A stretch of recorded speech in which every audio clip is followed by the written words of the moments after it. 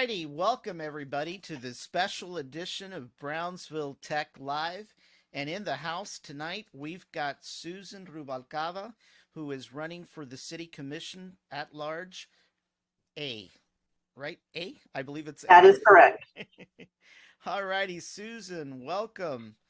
So, Thank you. Thank you so so I, much. I know it's your first time on the show, and I wanted to give our viewers a little bit of a idea of who Susan Ruvalcaba is, who she Okay. is, where she's come from, what she's done, and why she is running for the city commission. So I'll let you take it Okay. away. Absolutely. Well, hello, everybody. And Daniel, thank you for having me on your show. My name, like Daniel said, is Susan Ruvalcaba. I was born in Brownsville. My dad was a Navy man, so we moved to Jacksonville, Florida until I was around 14 years old. Came back, went to high school here at Porter High School, graduated from Porter High School, went on to the university here in Brownsville and graduated with a nursing degree from the University of Brownsville. Right when became a partnership, it was TSC in partnership with UTB before it moved on to UTRGV. And from there, I worked at the hospital for some time at the Old Valley Regional. It's where I met a lot of the older doctors and other healthcare employees and developed a relationship over the years with these guys. And from there, I went on to home health. I stayed in home health over the last 25, 27 years. I was lucky enough about 5 years ago with a business partner to purchase my own home health agency. And so that's what I run right now as an agency that helps the elderly and special needs kids in the community. And then I also was blessed to be able to buy a restaurant. So I own Mi Torito on the Expressway in the Magnuson Hotel. So I'm a small business owner here in Brownsville and understand, all of the struggles and issues that the small businesses go through now with inflation and back then with COVID. I am married and I have two children and two stepchildren. My daughter is in an occupational therapy program up in the McAllen area, and my son is a sophomore in our Hannah High School. And my two stepkids go to the medical academy, the South Texas Medical Academy, right there next to Rancho. Well, that's great, Susan. It's Yeah. great. It's great to know that I have a fellow Porter cowboy on the show tonight. Woo! Now, if you don't mind Absolutely. me asking, what year did you graduate? 91. Okay, so you and I probably crossed paths. I graduated in '89. Oh, So, yeah, yeah, definitely. I so was there. probably passed by each other and what is it? Mhm. 30 plus years later we're back again. Yeah. La Porter, right under La Ortiz. Porter, Probably as the they say, right? La Porter, probably the best principal I've ever met in my life. He was Yeah. such a great man. Mr. Hmm. Ortiz. Yes. Yes, yes, Mr. Ortiz. Actually, I went to school with his son, Mike Ortiz. Yes. Uh-huh. Yeah, I remember a few times stopping by Mr. Ortiz's office, once or twice. Yeah. Not because I got in trouble, okay? Not because I got in trouble or anything like that. But those kind of principals are far and few today. I mean, he was, Yes. I believe, the principal since Porter opened in 71 or 72, I believe. I think so. I think Yeah, so. He was yeah, great. He was yeah, great. yeah, he was great. Sorely missed, that's for sure. No Hmm. doubt about that. Definitely. But anyway, well, that's great to know. I did see one of the other podcasts you were on last week. I tend to watch everybody else's podcast, and I did find out that you were a restaurant owner. And Saturday, believe it or not, I went over to a restaurant. I won't name the restaurant, but I had horrible service. And I don't know if you guys are Uh-huh. open up for breakfast, but we went We for do. breakfast and we found a few things in our food that we weren't pleased with. And Mm. I thought, God, I should have gone to Mi Torito, instead, Yes. You need to try it out. We're open from 7 to 3 every day. Yeah. Well, Susan, one of the things is I've followed you for quite some time, as I know that you've been involved with a lot of city issues. I know Hmm. that you've made your mark over the last year or so kind of exploring some of the issues that we've had with our local utility company, PUB. Yes. You have been at the forefront of that fight, uh, you know, and so I've been following you since then. And what I'd like to start off with is basically to try to get an idea of, what made you decide to run and what do you think you can do to make a difference as a city commissioner, especially not a city commissioner that's focused on their own specific district, but in a larger sense, you'll be Mhm. representing all the districts in some Right, ways, I think. right, So, why don't we right. start with that and take it from there? Okay. So, like you said, I started in speaking up and out around about a year, maybe even a year and a half ago, and it wasn't just PUB; it was a couple of other issues. When I started to study the agenda and really get a hang of how to read it, because it's quite confusing. Um, if there was something in there that I felt was um, a misuse of money or maybe not a good decision for the citizens, and in my opinion, then I would speak up and out. And so it started, obviously back at the arena was one of them. And Right. then hot tax funds was another one. And then PUB came about with the audit being released. And so what I found for myself was, and especially with the PUB, because I spoke up and out at so many different meetings, the Brownsville, the city commission meeting, the PUB meetings, the charter meetings, the PubCap meetings, I found that I felt like I was pretty much at the end and up against a wall. There was a lot of information that I was able to get at the cost of a little over $2,000 through public information requests. But then there's a lot of information going on behind the scenes that we aren't privy to. Right. And so I felt like it was time for me, being an advocate for so long for the community in my work and just in general personally, um, I felt like it was my time to stand up for all citizens, and I felt like it was time for me to take that step and be able to do that in a bigger, way through the commission. And so, took a while to convince myself, Mm-hmm. and then a little more to convince my family. And I prayed about it a lot. And at the same time that was happening, I saw a lot of my patients struggling with bills and their light bills. And then a lot of private people were struggling. And so they were seeing me speak up and they were reaching out. And I thought, wow, this is bigger than I thought it was. And so at that point, it was like, you know what? It's time. It's time for you to get more involved. So Mm-hmm. that's what I decided to do. Well, one of the things that I'll be honest with you that I've noticed, and I've been doing podcasting for at least 3 years now, and we started off as a simple tech show, to be honest with you. We didn't plan to dive into politics, even though I did have plans to have a political podcast prior to this show. I felt that it just wasn't the right time for me to do that, and so we started off as a tech show, and then we branched off obviously into covering SpaceX 24/7, Mm-hmm, 365 days out of the year. So our audience is pretty much techies, nerds, and mm-hmm, those that are space enthusiasts. But one of the things that we started doing is we started during the political season to invite candidates over, just to chat about some of the issues that we felt were important to our viewers. And mm-hmm, but one of the things that I noticed is, and maybe there appears to be some hesitance with some people who run for political office. They don't necessarily want to be accessible. Um, can you tell us tonight, or can you promise us tonight that you will be accessible to the community? mm-hmm. I can tell you there are candidates and even elected office holders today that aren't accessible, don't want to be Right. accessible, and I Mm-hmm, think that's the start of the root of the problem.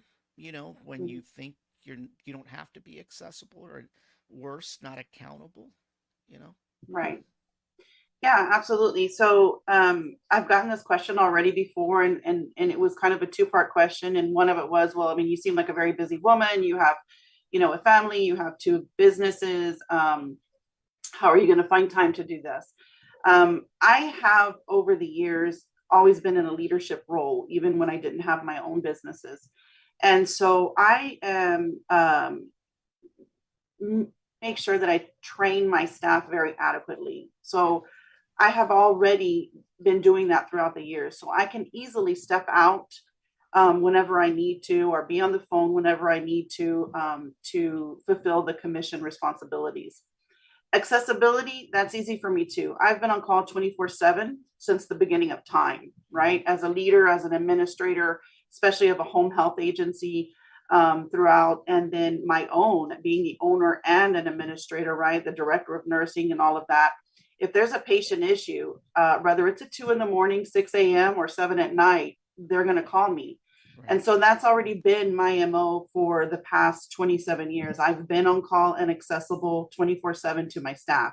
So Mhm. that's not going to be an issue with with being the commission, because the citizens will have that same right to me, and that's what they deserve, right? We're there to serve them, and we should be accessible, we should be approachable, and we should be accountable to them.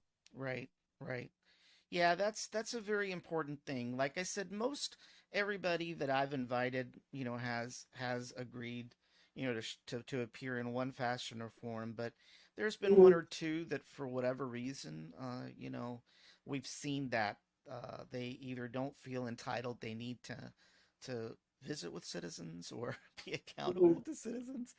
But Yeah, I think that's something that, moving forward, the commission as a whole, should make it a priority, to be accessible. So, well, one right. of the things I wanted to talk to you about as a small business owner, and you've mentioned that you were a small business owner, and I myself, dived into small business once or twice, and one of the things that I found in dealing with the city when it came to permitting, when it came to health inspections and dealing with the fire marshal, is there's just a whole lot of regulation and red tape. Mhm, I went through pain this last go round when I started a business because I couldn't even get a certificate of occupancy. mhm. And what can we do, or what do you expect will change with regards to the city and how it deals with small business owners, but even with big business? I mean, I Right. hear people complain that Brownsville, it's just very difficult to get Mhm, anything done. So, what are mhm. your expectations moving forward?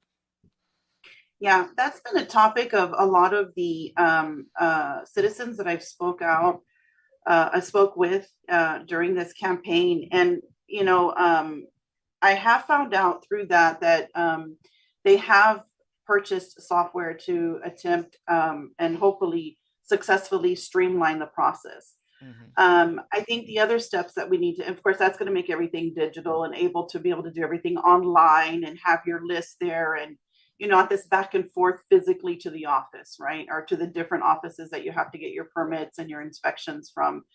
I think there needs to be better collaboration between those entities as well. I mean, we have fire, we have health, we have the permits and department and the codes and all that. And I feel like they don't work together. They seem to work against each other, or else they don't communicate Right. well when a new business or an existing business is trying to do something. That same issue you had with the certificate of occupancy, I had that too when we purchased the restaurant and we had to change it into our names. Would seem like a very easy process. It was not. Yeah. And that's not very encouraging for new businesses, big or small, to come over here. I mean, if I'm going to have to spend days and weeks and sometimes months to get a business here, and I can go right, adjacent city and get it done in 2 months or a month, then I'm going to do that. Yeah. It's not that far of a drive. And so I would rather just not have to deal with all that. So Right. we need to streamline the process, make it more inviting, collaborate with the different entities that need to get these businesses started with the inspections and the coding and everything. And so that we can have this growth, because if we don't, then we're just going to stay stagnant. Nobody's going to want to develop or redevelop here because it's Right. just too much. Right. Right. Yeah, I ran through that. I mean, I remember going to City Plaza, they'd request Hmm. one thing, I'd bring it over, and they said, Hmm. "Yep, you got what we asked for, but now you need this." And then you'd go back Yeah. again, and now you need this and this, Hmm. It was just kind of crazy. So, I mean, hopefully that improves, because it Right. is a hindrance to, future economic development. Now, one of the Yeah, things that absolutely. that I wanted to talk about a little bit is, as you know, I mean, you work in the healthcare industry, and obviously you were affected by COVID, as all of Hmm. us were, right? It was a horrendous 2.5 years ago. But one of the things when we started this whole pandemic is, there are a lot of our citizens had to work from home. We Hmm. had students that had to transition into virtual instruction, and Hmm. shortly thereafter this pandemic started, one of the very first things we saw were lines of kids and parents lined up for a little device like this. And we quickly Hmm. discovered that a lot of our citizens, for many reasons, don't have internet connectivity. Right. Not only did they wait for one of these, and by the way, these were pretty slow. Hmm. They were Yeah, pretty those hardly slow. work. Yeah. And they also waited in line for Chromebooks, which, Mhm. aren't the most powerful laptops there are, but it's pretty much better than nothing. But it quickly became apparent that a good portion of our citizens lacked internet connectivity for whatever reason, be it that they couldn't Mhm. afford it, be it that it wasn't accessible, whatever the case was, that was it. And I know that there is a current project that's moving forward within the city. It's a fiber project, and I've brought this question up to everybody that's been on this podcast, including the mayoral Mhm. candidates that I had prior. And one of the concerns that I have is that we seem to be told that at the end of this project, we are going to get 100% coverage. Mhm. Now, as a person who has worked in the IT industry for over 30 years and has run networks and cable and connected buildings in between and, hundreds of miles away, I can tell you that there's obstacles associated when you're trying to run things like wiring in the city. Right. And so I have concerns that 100% coverage isn't achievable. Mhm. And the reason I say that is because when you're running wire, whether it's fiber, coaxial, or whatever, you've got places in the city that, for whatever reason, you can't run through it.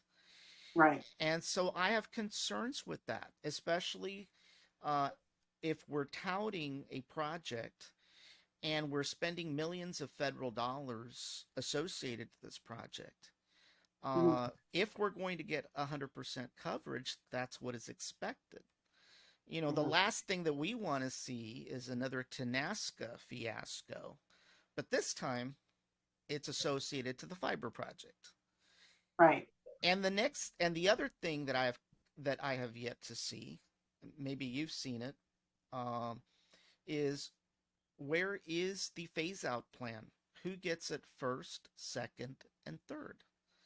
Mhm. You know, it's one of those projects that is a necessity. So I want to get your take on that project and what you will do to ensure that we move forward with the promises that we've been given, that every home in Brownsville will be connected with a fiber connection, Right. in a couple of years. So I have heard the existing commissioners speak on this, and the mayor obviously speak on this project. And what I would hope had has happened already, which would be something I would be looking out when I'm on the commission, if elected, is that they did vet out the other options of bigger, the bigger AT&Ts and all those companies doing something, that would ensure that everybody had that access, right? I don't know if they did that or not, but let's hope they did. Um, the the issue with the fiber is is not so much is it going to benefit Brownsville or not. We know that it will if it's successful with 100% or even close to that. Really, I mean, Right. the way that the city is set up right now, we're just we have no connectivity, no for sure connectivity. What I find with this project, besides the fact that we need for it to be successful, absolutely, and is that the um, the the lack of communication and explanation to the citizens is what's lacking in the city, right? We're Right. not communicating and we're not educating them on what's happening.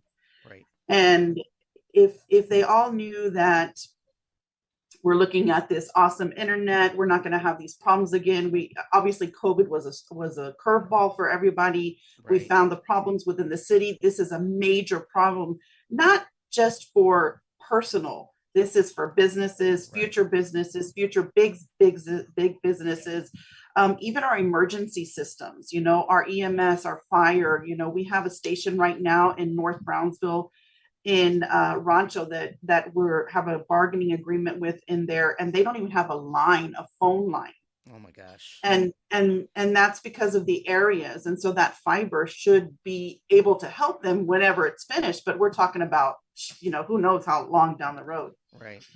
The citizens need to understand that this project is going to be very beneficial in the future, right? Right. If it's successful the way it should be, and so we need to facilitate that in whatever way we can to make sure it is successful and to make sure that they know, hey, it might be 90 million, the price tag, but we didn't pay that much. Right. And I go back to this lack of communication, this break and this disconnect from our citizens.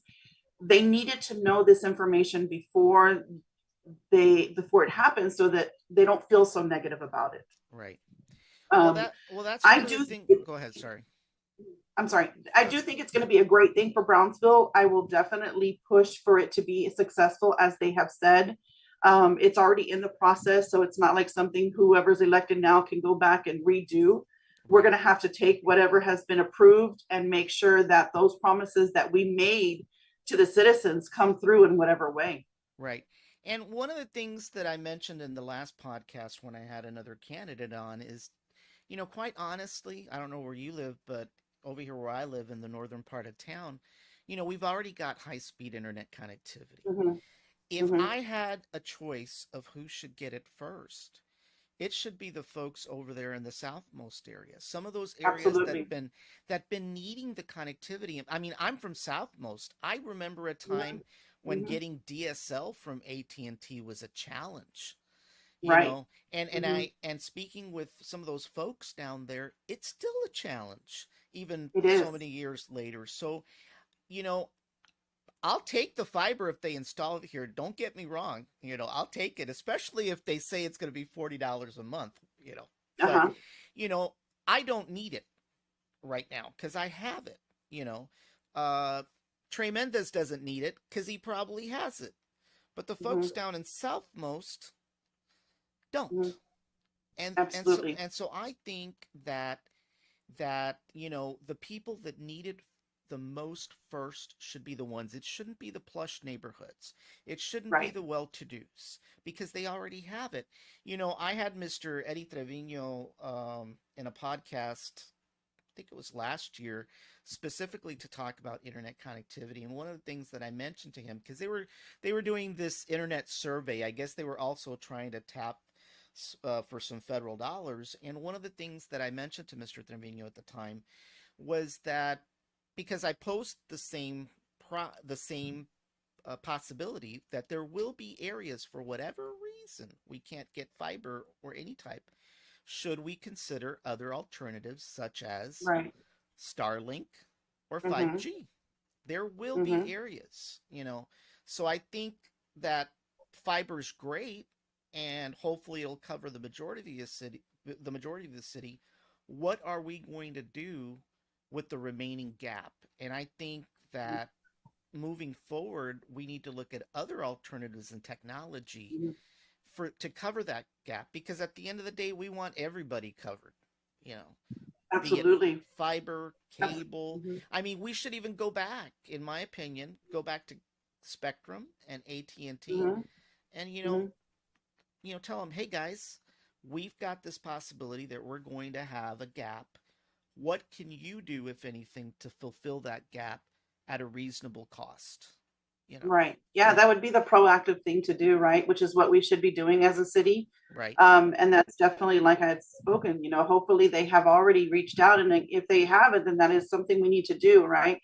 And the other thing that I've been speaking out about, or at least one of my priorities is prioritization.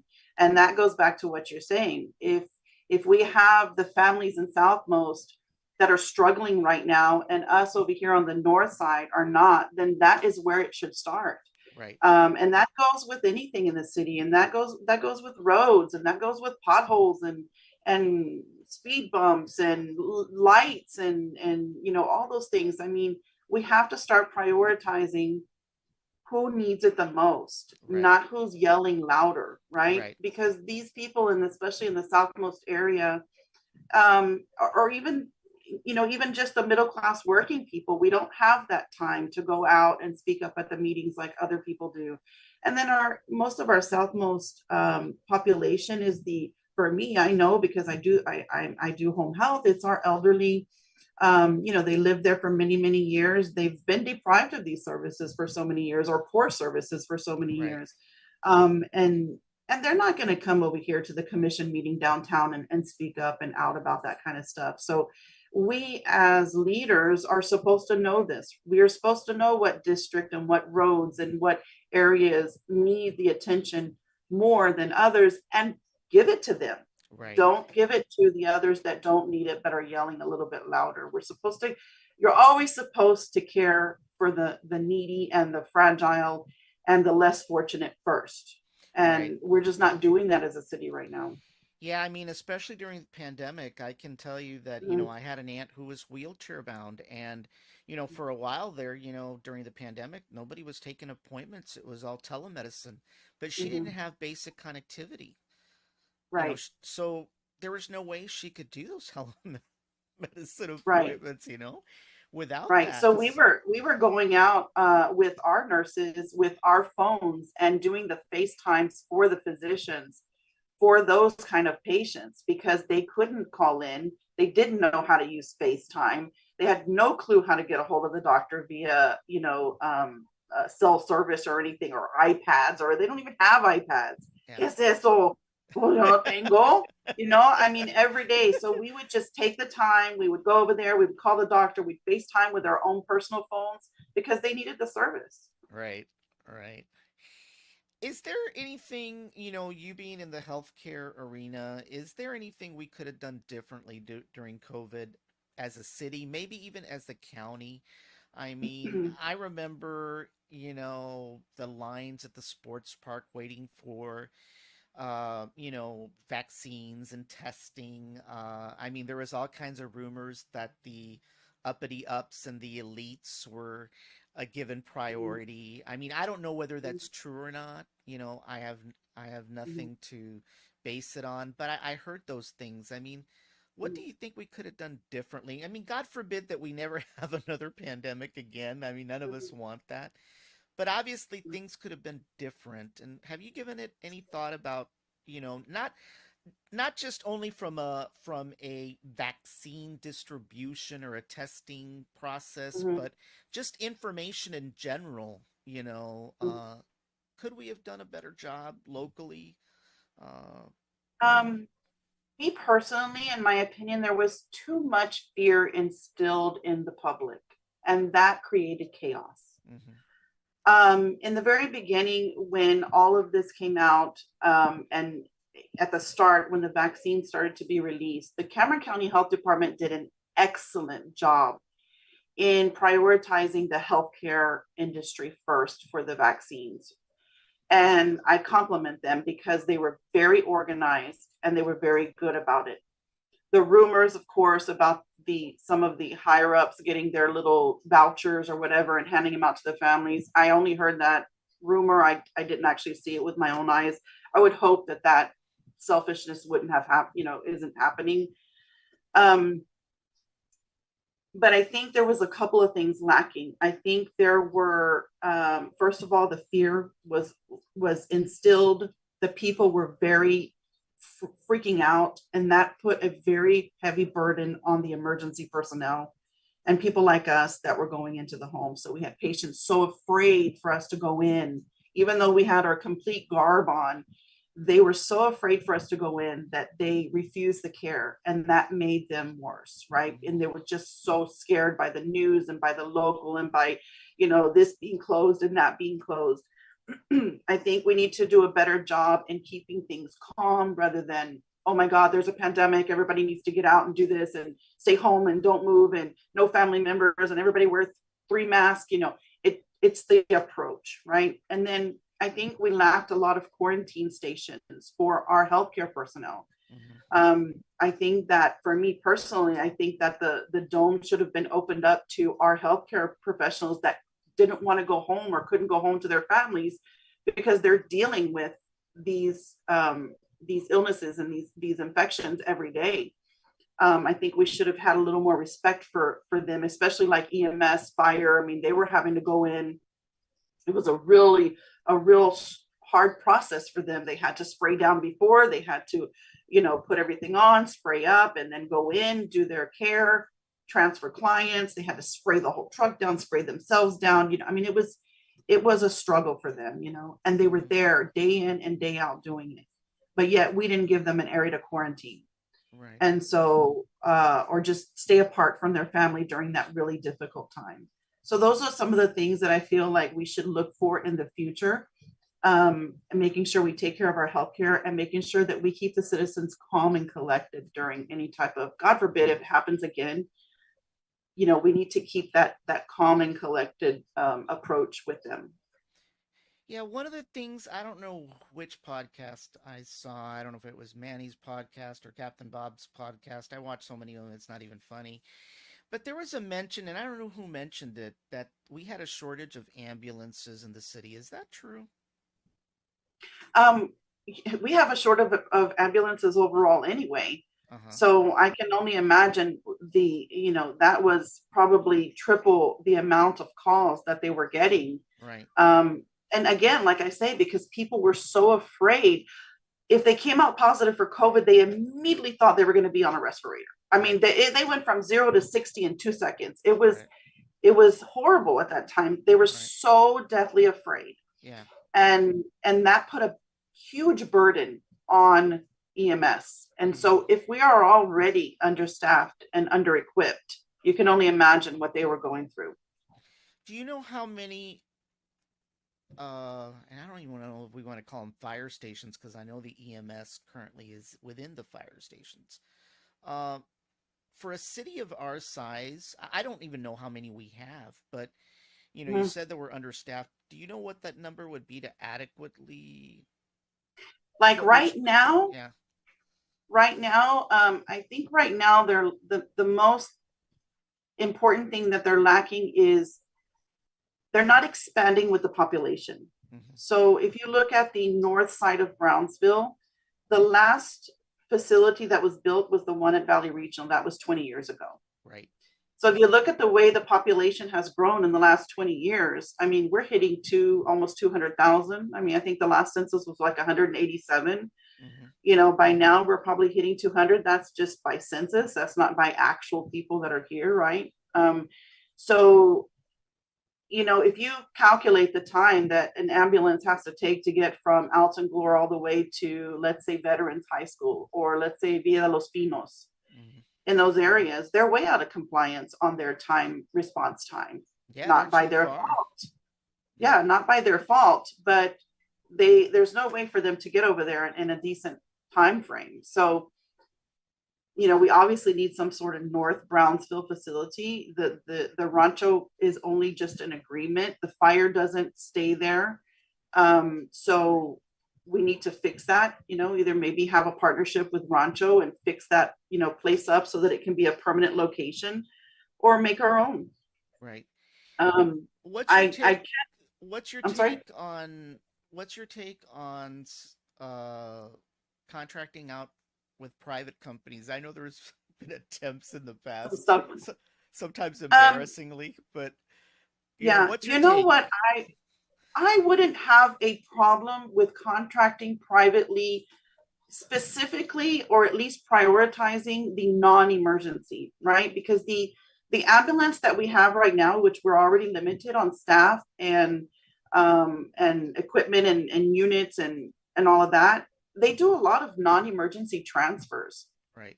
If we could privatize that out, or refer that out to the private companies, I think that would be fine. Yeah. um, in the end, the safety of the citizens, right? That's what's going to be most important. And Right. if that's something that we have to do, well, that's what we have to do until we're fully equipped. Right. They're there to protect and serve. So Right. if they can't protect and serve and save the lives of our citizens because they're understaffed, under-equipped, then by all means, we need to start using a third party. But I think that we probably could eliminate a lot of that by just using them for simple non-emergency transfers. Right. Well, we've speaking of safety, we've got a viewer that's asked a question, and let me see if I get his question on the screen. It says, "I heard that the Southmost Police Department is closed. Police don't respond when shots ring out. We are on our own over here in District 1." Wow. Yeah. Yeah, I know that there's a lot of the department areas closing down, and I'm not sure if that is an overlapping issue. Obviously, if the Southmost Police Department was, one of the very first departments developed, and then now we've expanded out and we've created more in that surrounding area, and they overlap the coverage area. Normally, they'll close, a unit down or something like that. At least that's what happens with EMS. I would assume it would happen with the police department as well. Um, the response, I mean, I haven't heard anything like that from the constituents yet. But I mean, that's something that we should probably address with the police chief, and I think he's very open to that kind of question. Yeah, I mean, definitely, I remember it used to be open down there at one time. In fact, the county used to have a satellite office for tax collection and license plate renewal. I don't think they have Mm-hmm. it anymore. I think they subcontracted that out to a couple of private firms, and of course, they moved to the down to the bank, the old bank. The Right, the old county bank. moved that, and of course, they've got the drive-throughs now, so I guess it's a little bit more convenient. But I remember a few times, when I used to work down in that area, as well as, it used to be convenient to go out there and Hmm. pay your ticket if you got one, or Hmm. or uh, or go see the judge, which I did too at one Yeah, time. yeah. I'm not sure if I'll look into that because I didn't know about that, and I'd Yeah, like to know too. But that would be my guess. yeah. But I'm not sure. One of the things I wanted to talk about a little bit, and I think you've heard this over and over again, and it has to do with, it back to economic development. As you know, the eBridge Center, excuse me, opened up last week. Hmm. And one of the things that, there's always a concern, and there's been a concern, is that there's seems to be a focus exclusively on downtown. Hmm. Um, it seems that, all we hear about is downtown revitalization, and there's nothing wrong with that. Okay, there's nothing wrong Hmm. with wanting to revitalize downtown, but when it comes to help, when it comes to grants, when it comes to federal dollars and things like that, that word just doesn't seem to get out to everybody beyond those that want to open up a coffee shop, a restaurant, or whatever downtown. There's a lot of people out in the city outside of the downtown area, down on Southmost, that are entrepreneurial. They have an entrepreneurial spirit. There's other places around the city that should Hmm. have an opportunity to those, and an opportunity and access to those, to that help and those funds. I mean, what's your take on the eBridge Center, and what do you expect it to do, to ensure that everybody gets a fair shake? I haven't had a chance to go over to the eBridge Center or its grand opening, and the downtown revitalization is a great thing. I get us wanting to beautify downtown and bring more businesses there because of the historical value of downtown, and the buildings are absolutely beautiful. And it's a nice, within walking distance, a great thing to do. What I have an issue with is several things. One, again, I go back to prioritizing. Economic development for a city to strive is going to be, encouraging and the new businesses to come in to all of Brownsville, to all of the city, right? Right. Not just downtown, and not restricting funds that are available to just the people that want to open downtown and not others. And the other thing is we need to encourage the growth of our businesses here as well, and Right. redeveloping in all of the city. Um, if we bring businesses into Brownsville, and let's say downtown or any other place, then we have to be on top and encourage that success. It makes no sense and no benefit for Brownsville to bring in businesses and have them open and everything, and then not help them flourish, because it's a waste of time, and then it's a waste of everything. We get nothing out of it. Um, Downtown can be great, but I personally think the funds and any grants that come in should be equally divided across the city for Right. every person to have a chance at success.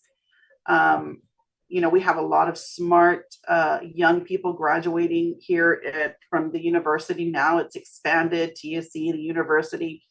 And these are mom and pop type, shops that are going to be here. They're coming out even with technical degrees, they're coming out with the HVAC degrees, and they want to open a little air conditioning business. They're not going to open that downtown. Right. Downtown is about entertainment, Right. and that's okay. It's beautiful. Like I said, I mean, it's okay. But in order for the city to function and have the best revenue, we need to treat everybody equally and encourage that equally. And that's how I feel about the downtown.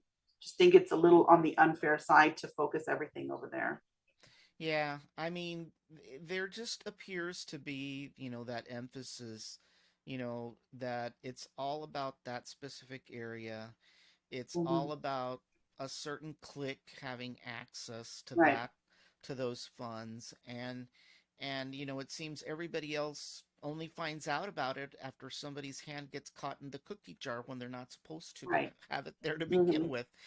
Right. And so that is a concern. That's a concern. The person down on Southmost that's struggling should have access to the same kind of help, to the same Hmm. ability to redevelop a business plan, to go out and do grant writing. I mean, but unfortunately, that information just doesn't appear to Trickle down. trickle Right. down.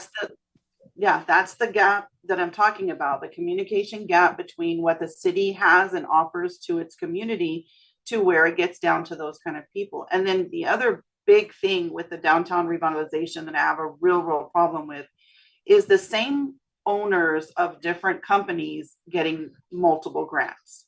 Right. If you can give 200,000 to a business and then another 250,000 to another business that has the same owner, and you're ignoring the rest of Brownsville, that is absolutely wrong. Yeah. And Yeah. that should have never happened, and we know it did, and it should definitely not happen if there's still those funds available. Yeah. Let's talk a little bit about something that I know I didn't mention to you in our past conversations, but obviously it was news this week. It has to do with the increase in prices at the zoo. I don't know if you saw the Mm, chart or the calendar, but I I was a did. little astonished. I mean, it's been a long time since I've been to the zoo, okay? Hmm. So, I mean, years since my daughter was really small. But I was astonished that it's like close to $20 for an adult to get Hmm. into the zoo, and Hmm. it's not so far behind for a child. And I'm thinking, well, if the zoo's struggling as it is and has been struggling, before the price increases, what makes them think that increasing the prices is going to help that situation? You know, Mhm. I mean, what's The your zoo, take on the prices? You know, um, I mean, I think that the prices are comparable to zoos across the state, okay. except that I don't think the zoo is comparable to the zoos across the state. And that's not to say that they can't be. It just means that we have to do a lot of work in order for that price to be worth it. Yeah. I feel like the zoo is a lacking in a lot of different types of shows. When you go to the other zoos, you have all these shows with the seals, and you have shows with the bears, and you have shows, and the zoo's not doing any of that anymore. Yeah. And I don't know if that's a staffing issue or if it's a financial issue. I know the zoo's typically losing money every year. I don't think it's even able to fund. I mean, I remember hearing that they did a GoFundMe for some, to feed the animals. I think that's a very sad thing. Um, I know that they get $500,000 in hot tax funds because I was there during that meeting that they were granted over $500,000 in hot tax funds. And those hot tax funds are for the advertisements to bring people over here to go to the zoo. Another thing that I think they should collaborate with, like Dean Porter Park and the Children's Museum and all these other little entities that have so much to offer for Brownsville, the historical museums, maybe do a little package deal for people to come over here and stay and play Hmm. like they do in San Antonio. Right. Um, but there's a lot of attention that needs to be given to the zoo if they're going to be charging those prices. I don't think it's out of the ordinary. Hmm. I think it's probably well overdue. I just feel like right now it's going to look a little lopsided because we're paying high dollar to go into a zoo that might not be up to par. Right. Right. Yeah, I was just looking at those prices, and I know they're kind of tiered in a way. I know that the two spring break weeks are the higher ones. I don't know if after that it'll kind of level out, but Mm-hmm. I was like, wow, that's a lot of money, for Mm-hmm. for for the zoo. Which kind of leads Yeah. me to another question. What's your take on the renovation there in front of the park? I know that they're rebuilding the cannery. I think that's going to serve as Mm-hmm. maybe like a food area for the farmers market. I mean, what's your take on that project overall? Um, Is it a positive thing, a negative thing for the city, or better you yet, the know, farmers market? yeah, I think the farmers market is moving over there in that direction from where it's at right now, and that's what they're doing the remodeling and stuff for. Again, I the steps that Brownsville's taking to make it unique and different and inviting, it's all positive, right? I mean, there's not very much negative you can say about renovations. A farmer's market is just another in that, especially in that area where the zoo is and everything. It's just another invitation of something that people from out of town can come in and spend their money here locally for, and plus help out our local vendors. Um, Again, I go back to my infamous word of prioritization, right? Is it so much a priority for the city to invest their portion of that? Is it something that the city needed right now, or were there other things and projects that we could have attacked first and put these kind of special projects on the back burner until the projects that are serving the entire or majority of the citizens of Brownsville are taken care of? Yeah. That's where I would be questioning things. Is this something that benefits all of the citizens? Right. And then if I answer that question, then I would be okay with it. Right. I don't know that I'd be okay with that project with that question, Right. because I just think there's bigger and better things that we can tackle first. Right. Well, one of the things that you mentioned early in the podcast is, you were, when the arena first came about, I Mm-hmm. think you were on the no side, and I'll be honest with you, I was on the other side. Oh, Um, really? yeah, I was on the other side for different reasons, but what I wanted to talk to you about is with regards to a venue. It doesn't have to be an arena, but do you think that there is a lack of facilities that we can hold? For example, high school graduations. I don't know if you've been to one lately, but I've been to a Mm-hmm. few, and God almighty, it's horrendous being out there in the middle of June in the heat. Hmm. It's just very impractical. But beyond that, when we transitioned from the Jacob Brown Civic Center to the event center, to be honest with you, we didn't gain any space in the process. I mean, it's Hmm. not like we gained extra convention space because we didn't. Right. We didn't. I think, in fact, we went down as Hmm. far as convention space.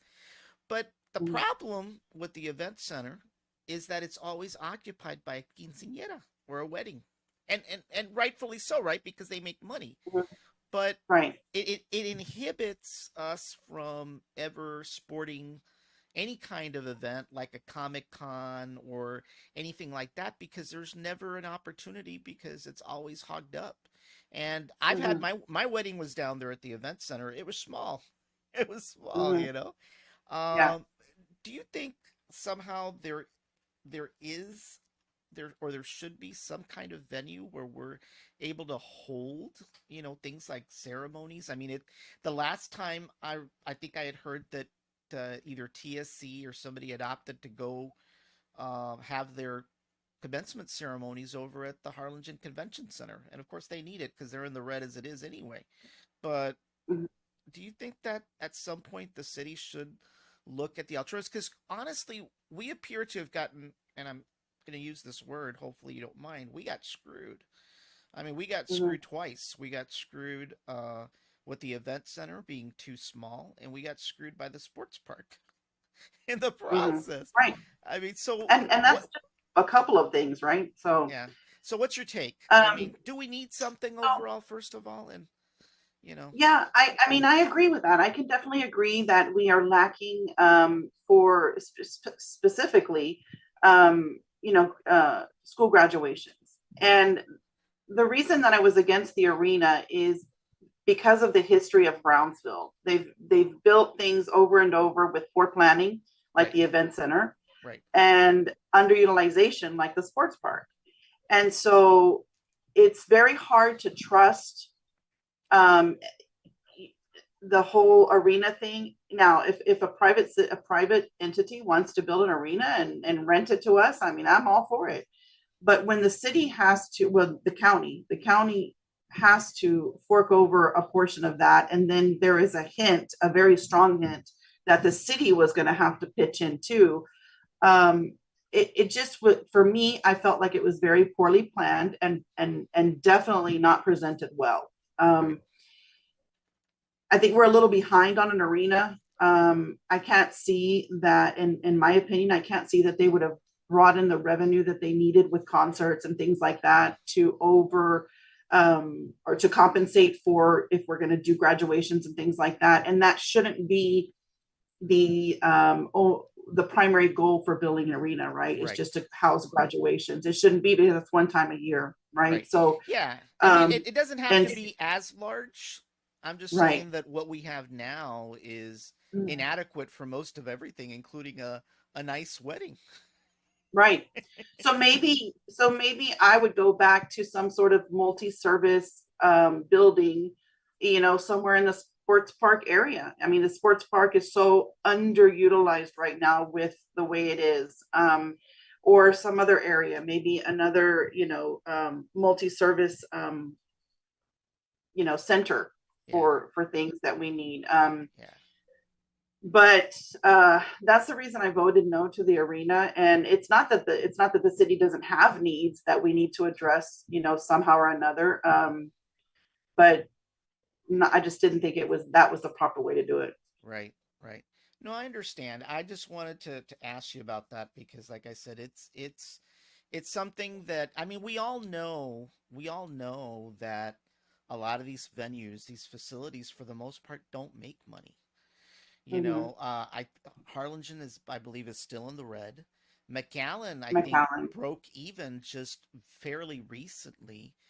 Yeah. But they're not, venues that actually make money. And then to add insult to injury, it's very hard to compete against the big cities when it comes to attracting big conventions. I mean, I was over at the Texas Music Educational Association convention last year in San Mhm. Antonio over there, in that convention center across by the Riverwalk. And I mean, there was a ton of people, but attracting something like that is difficult as it is because you think Brownsville, San Antonio. I think it's a no-brainer where most people are probably gonna want to go. I mean, it's the same thing like this this private venture over here in San Benito. I don't know if you know, but the property is now for sale. It doesn't appear it's going to happen after all. Mhm. After all was Mhm. said and done. So even from a private standpoint, and I questioned it from the get go. I said, okay, San Benito convention, Mhm. ah, don't think so. I'm not knocking the folks in San Benito. I'm just saying that if you look at the entire valley, where would a convention facility be the most appropriate? It would be at the island. I mean, no doubt about that. Yes. Yeah. Right. Absolutely. I Yeah. mean, I mean, I don't even know that, I think there's probably approximately, if I'm not mistaken, about 23 hotels in Brownsville, maybe 25 or so hotels in yeah, Brownsville. Um, I'm not sure how much each hotel has. And I know that the Airbnbs have really increased. So we used to have like two, now we have like over 200. wow, But we have to have a place for these big convention type places to stay as well. right, And that's going to be another issue. Do we right. have the capacity to hold them not only in just an event center or something like that, but do we have the capacity to house them as well? Hmm. Something that we need to look into. I've got another question for you. As you know, a lot of the majority of my audience are SpaceX followers and enthusiasts and Mm-hmm. so forth, and I want to talk about how you envision us being able to continuously to nurture that relationship, Mm-hmm. and what can we do to, you know, build upon that with attraction of other aerospace industry. Um, Mm-hmm. one of the things that I think happens is that, there appears to be a local faction that's typically concerned about a few things here locally, whether they've got access to the beach, whether their Mm-hmm. beach is being polluted. And those are valid concerns. Don't get me wrong. They're valid concerns. I mean, nobody wants, a polluted beach or limited Mm-hmm. access. But there's also the national interest involved here. Right. What a lot of people don't realize is that we're just not building rockets for the sake of building them. Mm-hmm. There is a national interest in ensuring that number one, we get to Mars eventually, but in the near term, they did win this contract for the Starship spacecraft to be the lander on the moon. It's not going to Right. be like in the Apollo era where you had the spider land. This is going to be a Starship. So one of the things that we know is that if SpaceX's plans are to launch 100 starships a year, the facilities in Florida will not be capable of launching 100 starships a year. And that's due to the Mm-hmm. fact that not only do you have to have with NASA's own hardware, but you've got the United Launch Alliance's hardware as well. So Mm-hmm. I think eventually we're going to have to do commercial launches from this area. There is no Mm-hmm. doubt about that. If the current schedule is true, there's no other site where that could happen. So I'm not one of those that believe that they can just simply wake up one morning and say we're out of here, because that's not going to happen. That may be something that the environmentalists want to happen, but it's not going to Mm-hmm. happen. Right. There's a national interest, but I know there's concerns. But Mm-hmm. how do you feel? What should we do to nurture and encourage that relationship, as well as, Mm-hmm. you know, uh, continue to attract other businesses like that? Because one of the things that we need, there's no doubt that there's economic activity going on in the area. No doubt Right. about that. Right. But what you see is retail. You see Mm-hmm. jobs that pay, they don't pay $15 an hour. They pay Mhm. $7.25 an hour. We Right. need high paying jobs just like Mhm. SpaceX and just like other manufacturers.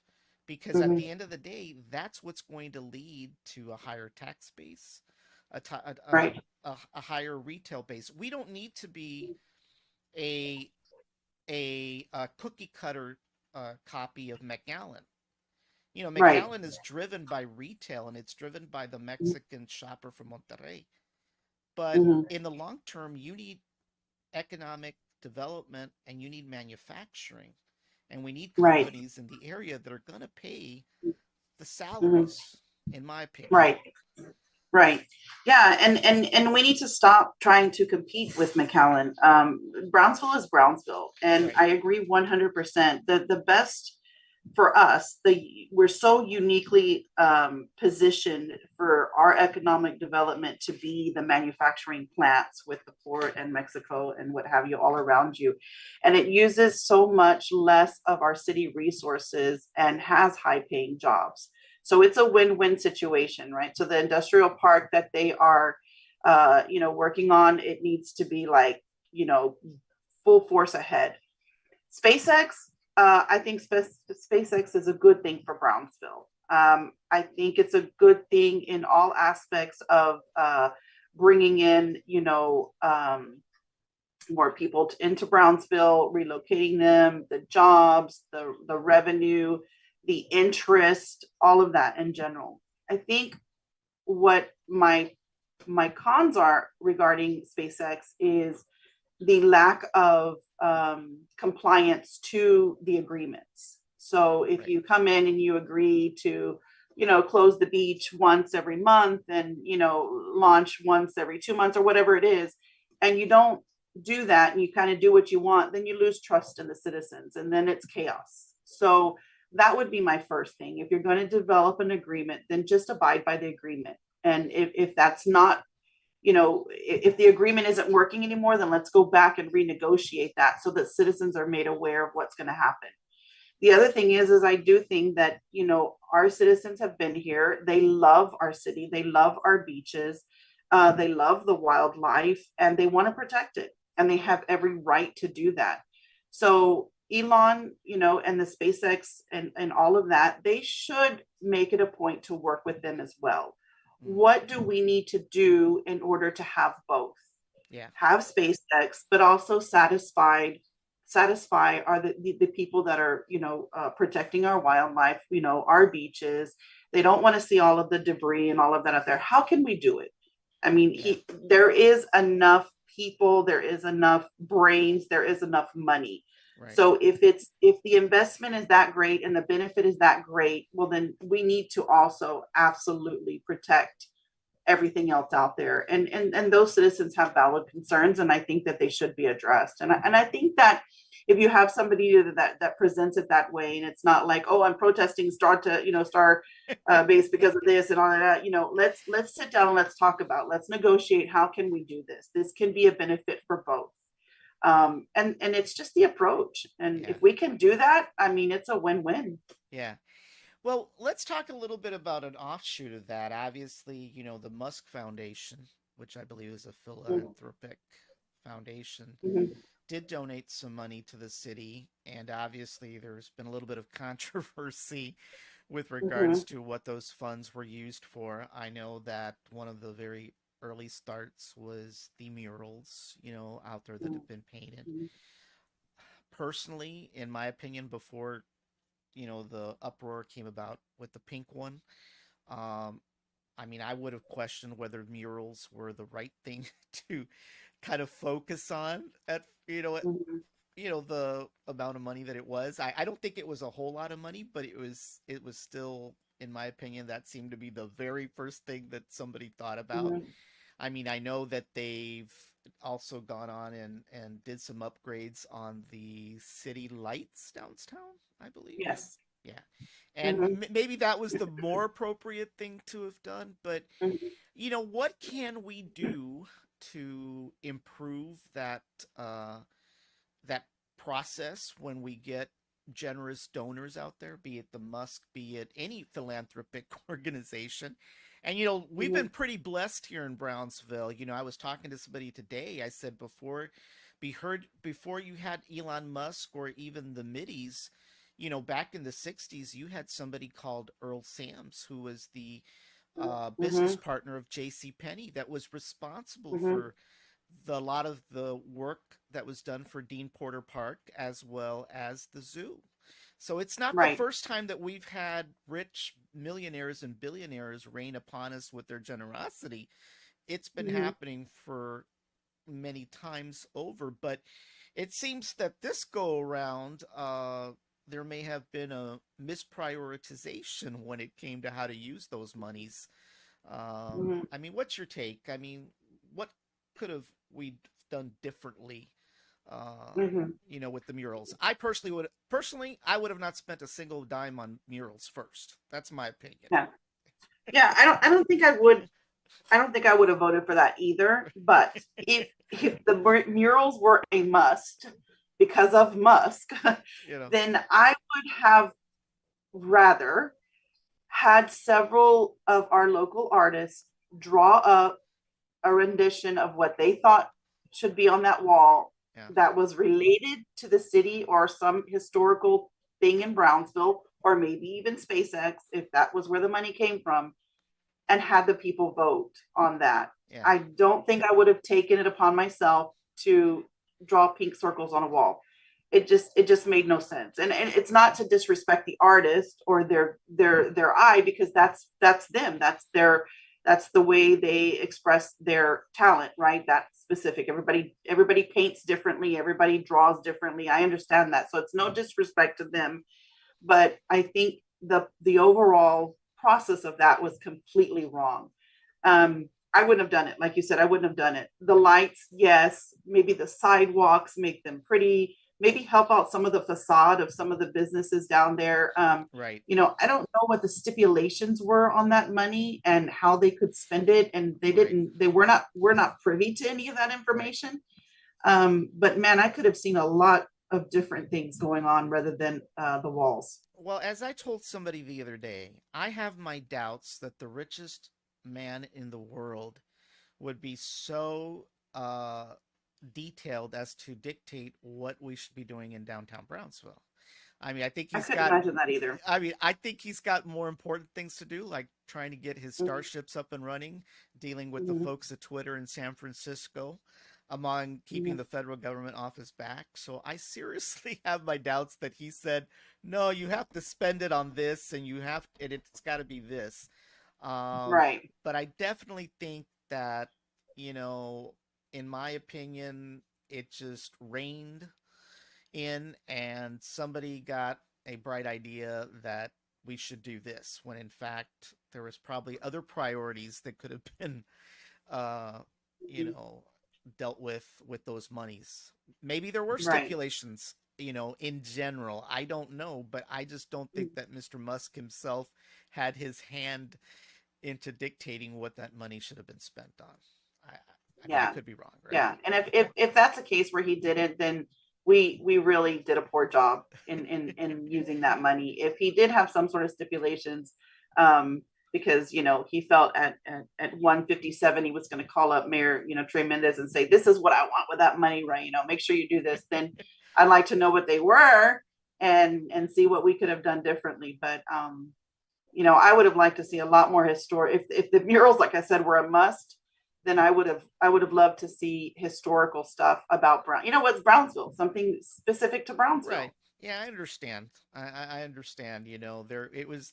You definitely scratched your head every time you saw one. I'm still scratching Mhm. my head on all three, to be Yeah. honest with you. But Hmm. I got a quick question for you with regards to the renovation of the El Jardín Hotel. As you know, for most people that don't know, that's a very historical hotel. A lot of movie Hmm. stars back in the 20s stayed there. Hmm. I believe that Charles Lindbergh stayed there and Amelia Earhart did. They had all Hmm. kinds of parties up there on the rooftop. I mean, it was like the I don't know, the big heyday hotel of the 1920s, and obviously, it fell behind the times, and things change and so forth, and it going into disrepair. But I hear now that there's an effort to restore it. I think they've got plans to, I guess, have low cost housing or apartments up at the upper levels and then maybe retail at the bottom. Hmm. What's your take on that renovation, and what are your hopes in the end for how it's going to turn out? Hmm. Um, most of the cities in the downtown areas, usually when they renovate hotels like that, they do like nice lofts, right? Right, For people to stay in. They're more not really low housing. right, That's not really an area for downtown. I think I would have chosen a little upper loft area if they were going to do that. Maybe so that maybe some of the investors could purchase them and use them for Airbnbs or live there. right. Um, but again, uh, as long as the more we revitalize downtown privately or through grants or whatever, it's not going to be a disadvantage for Brownsville. It's gonna be a nice thing. Again, like I love the historic buildings downtown and the architecture of them, and they're so interesting when you're seeing them and you're walking. I don't spend a lot of time downtown because I hate the parking, and I think that's one of the things we're lacking down there Yeah, like tremendously, because I know I would love to eat at half of those restaurants down there, but I refuse to fight the parking. First right. of all, I can't parallel park to save my life good. Well, I can't So either. that's, In fact, yeah, so I don't that's, even recall if they had done away with parallel parking when you and I took our test. I think I can't even remember if I I took. didn't, no, I didn't Right, have to parallel right, park. right. And In our day, we didn't have to parallel. I remember we didn't mm-mm, have to parallel park, and luckily we didn't because I couldn't parallel park for the life of me. I yeah, can't do it. I can't. I mean, I got to have a big space to do it. um, and I hate going to the commission meetings because that's what I have to do. I have to parallel park. Right. But I think Brownsville, if Brownsville's going to do anything downtown, they got to fix the parking, and that's got to be the like probably number one priority for downtown. Do you So I don't think really have a real specific, opinion on the hotel. I mean, I think it's whatever they decide to do with it is okay. yeah. Now, when it comes to parking, do you think our solution is more garage parking, or do you think we should do flat? I mean, there's not a whole lot of land left down there, right? For flat. There's not. And maybe what I would think is that they could do an employee parking garage for Right, the employees that are working downtown and leave the rest of the spots for your customers and your right. clientele, because that's what's happening, obviously. Or some sort of shuttle. Maybe if we have to Yeah. build a parking lot away and then shuttle employees in, maybe that's an option. Now, I know that one of my other fellow podcasters is for eliminating the parking meters altogether. Hmm. Do you think that should be the case, or do you think that we do still need to charge for parking down there? You know what? I think I would be for eliminating them. And let me tell you why. I don't think that the city makes that much revenue off of the parking meters Yeah, as to the benefit of not having them yeah. to encourage more people to go downtown. Nobody carries change anymore, I know. first of all. And I think now they're redoing them. So we have this big cost that we're redoing the parking meters. And are we really going to be making that money back? I just think just do away with them. Yeah, You want downtown to grow, you want downtown to be happening, then let's facilitate that. right. Yeah.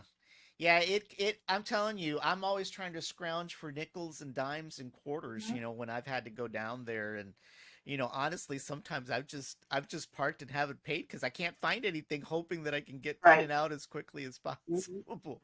And You half know? of them are covered anyway right now, or there's outdoor seating in that area, and they don't seem to be hurting with the lack of revenue that's coming in right now ever since COVID. So, Yeah, I mean, it just seems like it's more investment than necessary and more trouble than yeah. necessary.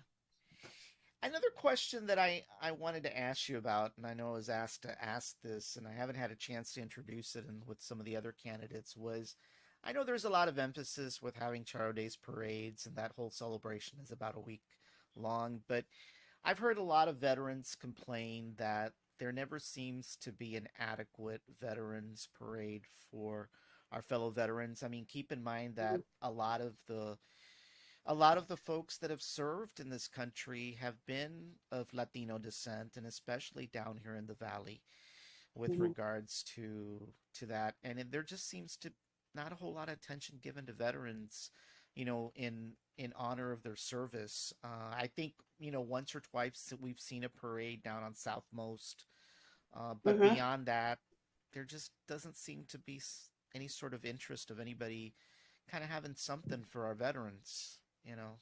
Right. Yeah, I agree 100%. I am 150% behind the veterans. I come from a family of Navy, Army. Even my grandfather, he has a peak in Antarctica named after him because he crashed in one of the Antarctica missions Mm-hmm. of many moons ago. So it, veterans are and not only that, but I serve them on a daily basis, right, in my home health agency. And as a matter of fact, coming up in on April the 14th, we have a Vietnam memorial service coming up at Veterans Park, and that's going to be for the 28 Brownsvillians that died in the Vietnam War. Mm-hmm. And that's all done by private uh, veteran groups, right? The city Right. doesn't really participate in any of that, and that's a sad situation, that we don't have more city involvement or city initiation to represent our veterans in that way and celebrate what they have done for us. Um, and I think we should probably focus on something a little more like that. If it's an annual celebration or whatever it may be, they deserve that respect and that recognition. And I, as much as I can, I try and get involved with all of the different entities that we have in Brownsville. And I just spoke to one today, and I said that I thought that all of them should collaborate together and do some sort of big event, the VFW, and then the United Warriors United in Arms, and some of the other veteran groups that are here locally that, they do nothing but give back to the veterans in some way, shape, or form. I'm excited about that one on April 14th. They're going to have I think it's a PACE graduate that is I don't know, some sort of, general in the Navy, or she's retired now and she's from here and she's going to come back and speak. And, those are things that are awesome for Brownsville. Mm-hmm. And so, yeah, I mean, I know we have a small veterans parade sometimes. I don't know, maybe even make it with the independent, with the 4th of July parade or Right. something. But I think we need to attend to them a little better than what we do. Right. Yeah, one of the things I wanted to talk to you a little bit about, it's kind of funny in a way, but we've seen to have had an influx of car washes lately. And Mhm. surprisingly, I found out from somebody else up in the northern part of the country that they've been experiencing a whole lot of car The same? washes. The same thing. It Really? doesn't appear to be just locally to Brownsville. But yeah, he was telling me. Yeah, he said it. He said I'm getting really sick and tired of having a car wash built on every corner. So I don't know what's going on, but obviously I know that came up in one of the podcasts I think you were on with regards to the car washes.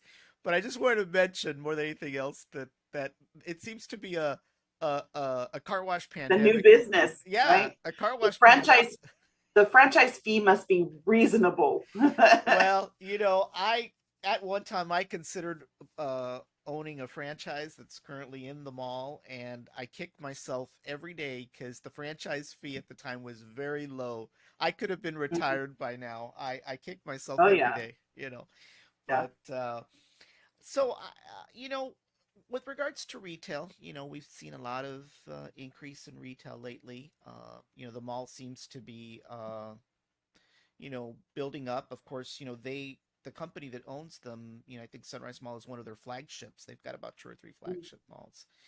But what is your hope for retail? What do you think we should be doing to, what kind of businesses do you think do we need to attract in the city? Mhm. You know, I definitely don't think we need any more car washes. I question if we need that many gyms now. You know, I think Right. right, we got plenty. I know that I've been paying one for years and I rarely go to it. Um, Mhm. but what what there do you think, should be the focus? And a lot of it is not so much anything the city can do. I mean, obviously, you can Mhm. beg somebody like PF Chang's to come over, which I Right. hope they do one day because I love PF Right. Chang's. But what do you think from a retail landscape? I mean, I don't want to compete with every single franchise that's in McAllen. I don't want every single Right. franchise here, but what do you think can be done there? What are your expectations there? Yeah. Well, I mean, first of all, we have to go back and fix what's broken, which is the Yeah. whole processing, the permits processing, and all of that, in order to encourage those franchises and those big retail businesses to come to Brownsville. I don't want to see the Sunrise Mall turn into the Harlingen Mall. That's for sure. Oh, no, Mom hombre. and pop, yeah, mom and pop stores are amazing, and I give them credit because it's very difficult to be there in the mall paying that kind of rent when you're not a franchise retail. Right, But we need to make sure that Sunrise Mall does their part also to bring in those retail stores that bring the customers over here to shop. yeah, Right now, where you have to travel to McAllen to get anything that is name brand that your kids are looking for nowadays or anything like that. We just don't have that in Brownsville. right. We need to work on that.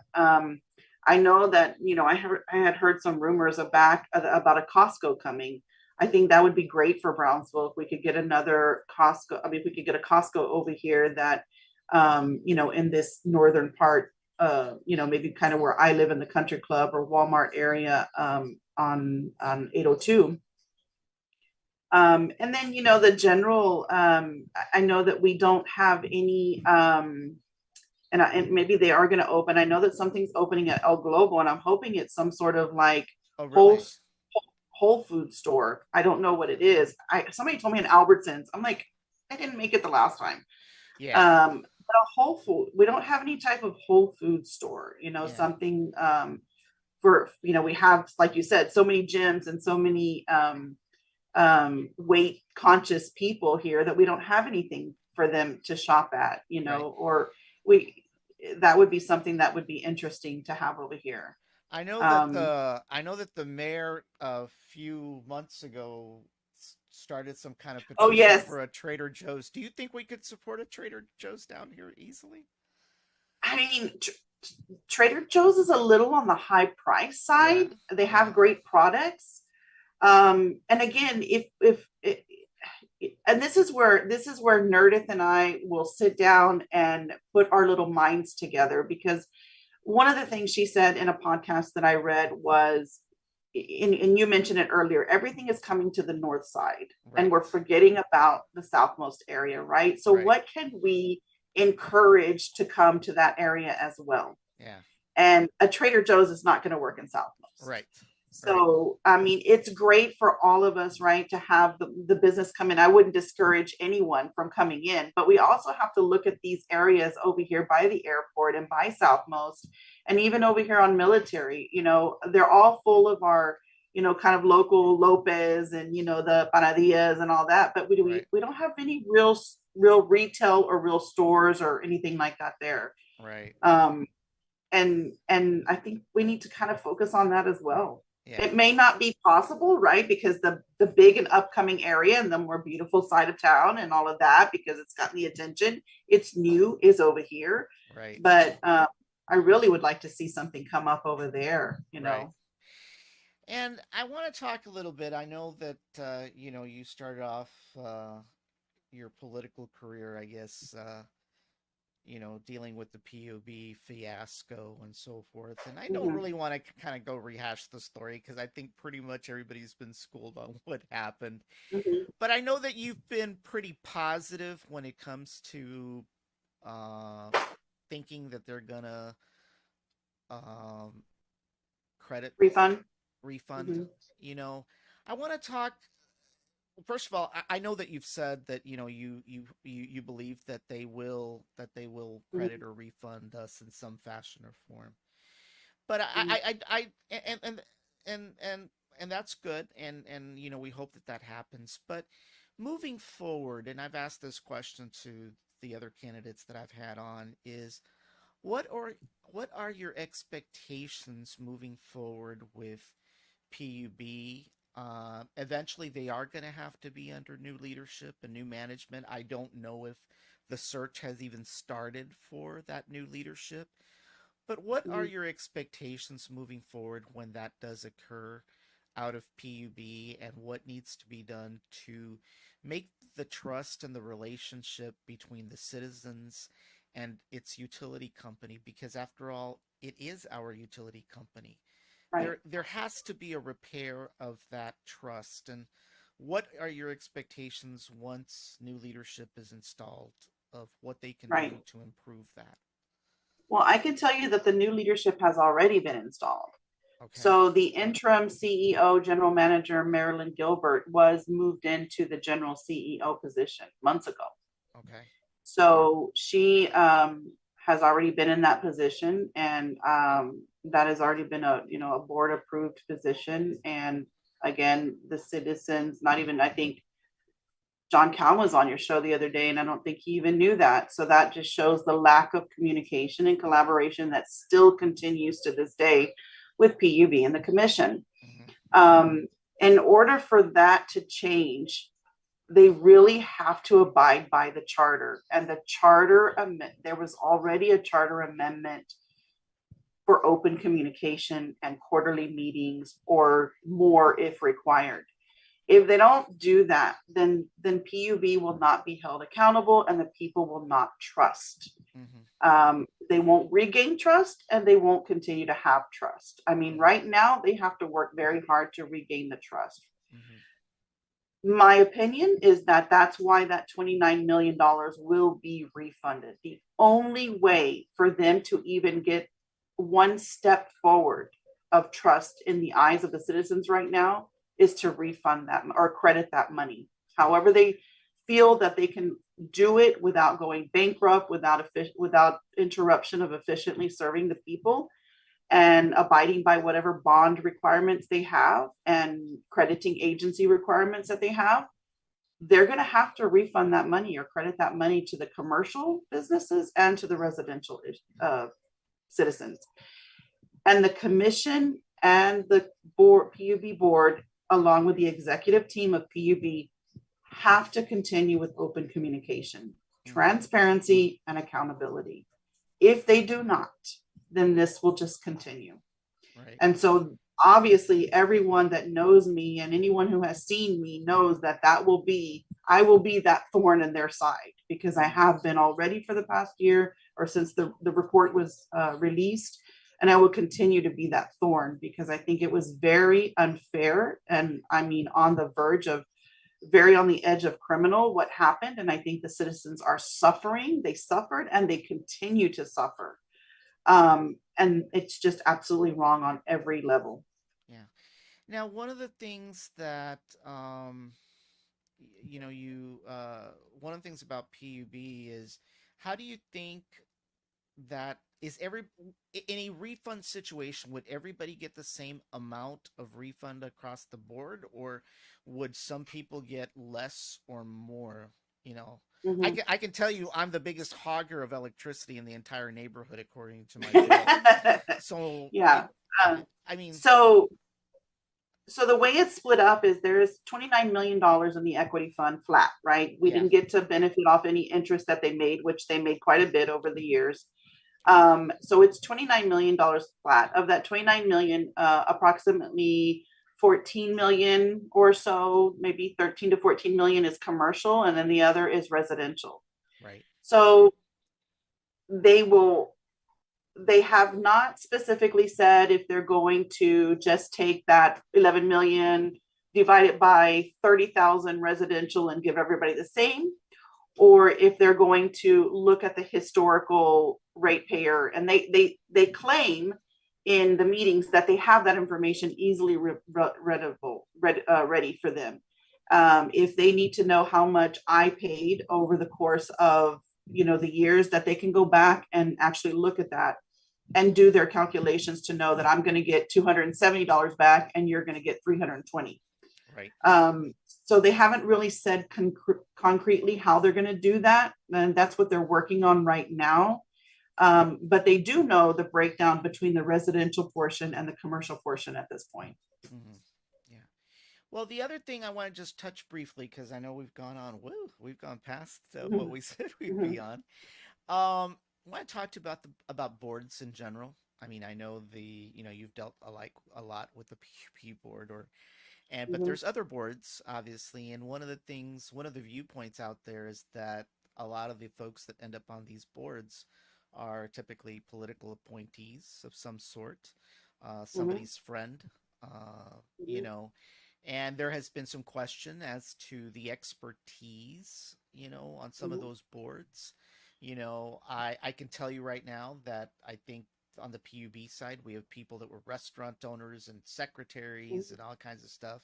mhm, And I know that on the airport advisory board, there was one individual. I can't remember what his name was. I won't mention his name, but he had the gall to even suggest to close down all the Valley airports and just have one up in Harlingen. And I'm thinking to myself, dude, you're on the Brownsville Airport Advisory Board and you're giving that kind of advice?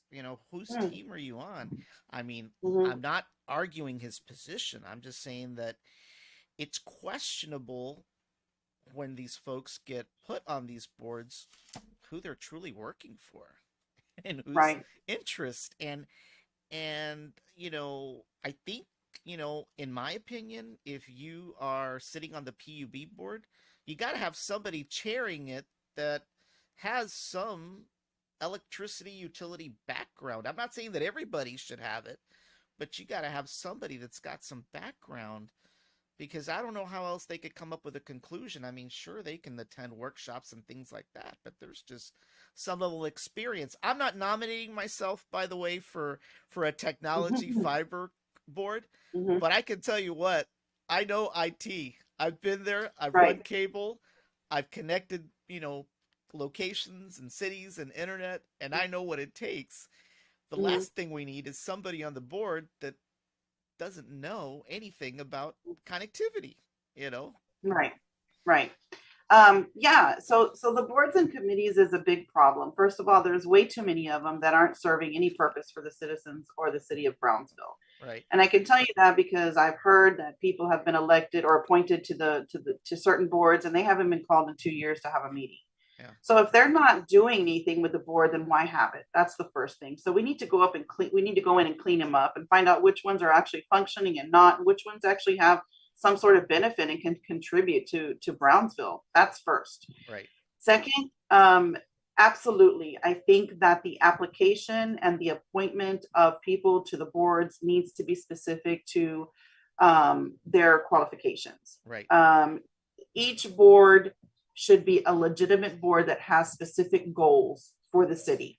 Right. You can't reach those goals if you have no experience in how to do that. Right. And I'm not saying that like, specifically like, all engineers and electrical people on the PUB Right. board. And, Right. I'm not saying that, but there has to be some sort of variety of different brain power in there that has some sort of experience, either actual, direct or indirect, or some sort of knowledge, in some sort of function and the way the processes are, Right. because it makes no sense. For example, they asked me to be on or someone wanted to put me on the Paseo de la Rosaca board, whatever. And I said, I don't know anything about that. Yeah. I won't be much of a contributor to that. I mean, I'm sure I could learn it, Right. but I'm sure there's many other people that are more qualified than me to be on that board. Put Right. me on a healthcare board, put me on an emergency management board, and then I can run circles around it, Right. but not on something that I'm not aware of. And people should only accept those positions when they feel like they have the experience to do that as well. Right. Absolutely. It is an honor to be on a board, but not just because you're the friend of somebody. You need to be qualified and you need to be able to, collaborate with the other people on the board to reach whatever that board goal is for the city. Yeah. And yeah, that'll be one of my priorities, to clean that up and fix that. Yeah, yeah, there definitely needs to be a change there because, like I said, it almost seems that in some cases it rounds counterproductive what we're trying to do, you know? Right. Hmm. And so, we've gone out for about an hour and a half, which I Hmm. congratulate you. Hmm. You've actually hit the record of the guest Woo! that's Yay! gone further than anybody. But I wanted to kind of give you an opportunity to, in closing, to speak out not only to the viewers, but also those out there that are going to be voting in the next few months. Why they should vote for you, and what you could bring to our city. Right. Well, Daniel, thank you so much for having me on for an hour and a half. I know now that I'm your favorite. I said it, not him. Um, but the citizens of Brownsville, it's time. It really is time for us to take Brownsville in a different direction. And I don't mean completely, but I mean that some of the things that are going on in Brownsville need attention.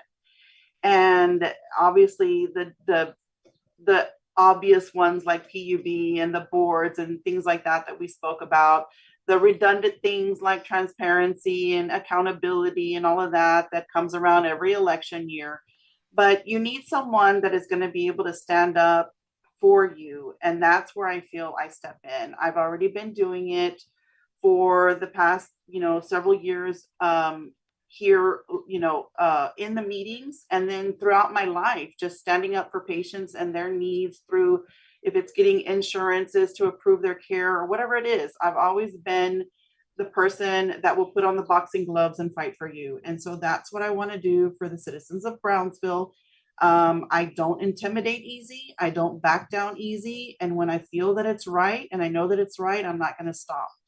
And that's a fact. I can work with anybody. I've worked with all people in the past. I have a great staff, and you're more than welcome to ask any of them what they think of me. They know that I'll give the shirt off my back for them because we work as a team. I'm not above them in any way. I am part of them. And that's why the companies are so successful. And I think I can bring that to the city of Brownsville. I can unify the commission. I can unify the city employees. And I think that we can do some real good in Brownsville. So thank you. Well, And vote May 6th. that's right. I was going to ask you, when do the early elections start, and when is the actual election? April 24th through May 2nd is early voting. And then May 6th is election day. And I am running for Commissioner at Large A. Which means everybody in the entire city gets to vote for you. Everybody in Brownsville can vote for me. Yeah, yeah. That's yeah. Because there's a little confusion sometimes. I know that one time my brother Mhm. called me and said, "Hey, that person you said was running, I didn't see him on the ballot." And I said, "Yeah, Right, it's because you're not in the district, right?" So, right. so. But anyway, Susan, it was an honor and a privilege to have you on. You're always Mhm. welcome. You know, Thank whether you. it whether because you're running or just because you want to vent, I'm a Hmm. good ear. Awesome. So we definitely appreciate you being on. Mhm. Everybody, this is Susan Ruvalcaba. She is running for city commissioner for the at-large District A. Stay tuned in the next few days. We're going to have her opponent will be on next Monday, as well as a Mhm. slew of other candidates. Uh, at the same time, keep on watching us for all those SpaceX launches and our weekly tech show.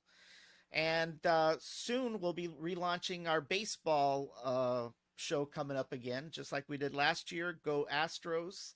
Hopefully, we'll get to the World Series Woo. again. Susan, Awesome. thank you, and have a Thank good you. evening. Bye bye. Good night.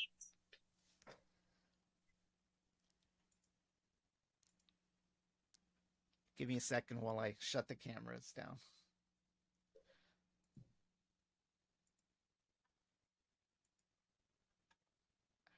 Give me 1 second.